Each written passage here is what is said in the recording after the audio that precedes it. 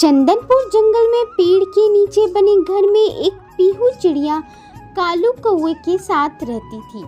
पीहू चिड़िया सारे दिन बातें करती, गाने गाती थी और इस बात से हमेशा ही कालू कौवा बहुत परेशान रहता था। एक दिन पीहू चिड़िया जोर जोर से बातें कर रही थी।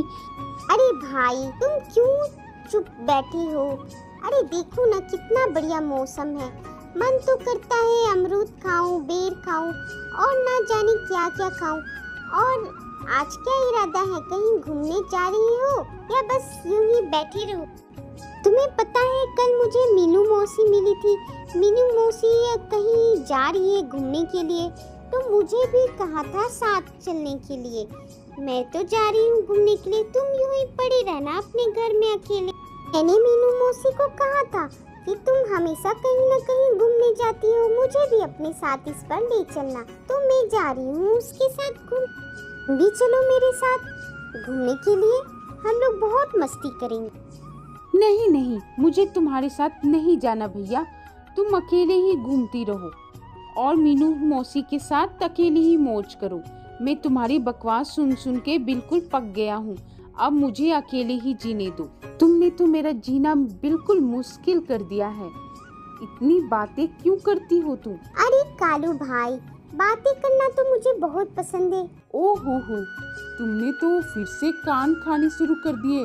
हे ऊपर वाले, तुम मुझसे कौन सा जन्म का बदला ले रहे हो जो इसे मेरे साथ रहने के लिए भेज दी?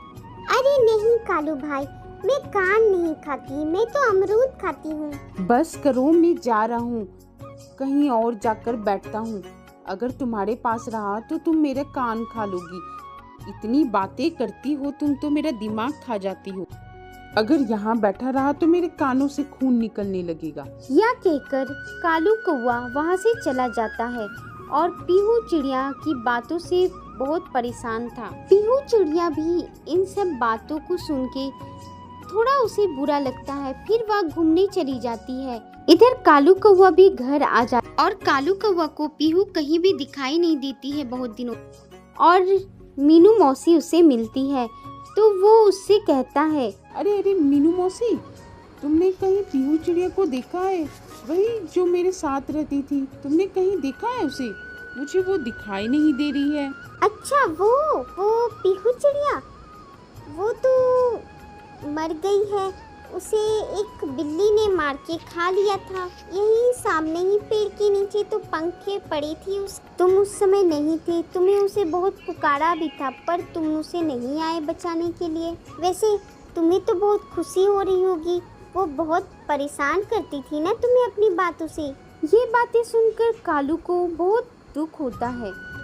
ऐसा मत कहो मीनू मौसी, वो मेरी बहुत अच्छी दोस्त थी। ये कहकर कालू वहाँ से चला जाता। क्या करूँ मैं, वो नहीं है तो घर यूं काटने को लगता है। मुझे मन भी नहीं लग रहा है, थोड़ा कहीं से घूम कर आता हूँ मैं। कालू कौवा यूं ही घूमते घूमते पहाड़ों की तरफ जाता है। वहाँ एक कुम्हार मिट्टी की चिड़िया बनाकर उनमें रंग भरकर बेचा करता। ये देखकर कालू कौवा कहता है, अरे देखो कैसे बढ़िया चिड़िया बनाकर बेच रहा है, एकदम पीहू चिड़िया जैसी है ये तो। अगर मैं ये चिड़िया ले जाऊं और उसको अपने घर में रखूं तो मेरी मन को थोड़ी तसल्ली होगी कि पीहू चिड़िया अब भी मेरे साथ है। ये कहकर उसने मिट्टी की बनी पीहू चिड़िया जैसी एक चिड़िया खरीद ली। अगले दिन से कालू कौवा उससे बातें करता और मीनू मौसी को भी बुला के दिखा। अरे ये क्या, ये मिट्टी की चिड़िया यहाँ क्या कर रही है? मीनू मौसी, मुझे अपनी गलती का एहसास हो गया है। मेरी दोस्त चली गई है, इसलिए मुझे मन नहीं लगता। इसलिए मैंने एक मिट्टी का बना पीहू चिड़िया जैसा एक चिड़िया ले आया। भगवान करे उसकी आत्मा को शांति मिले।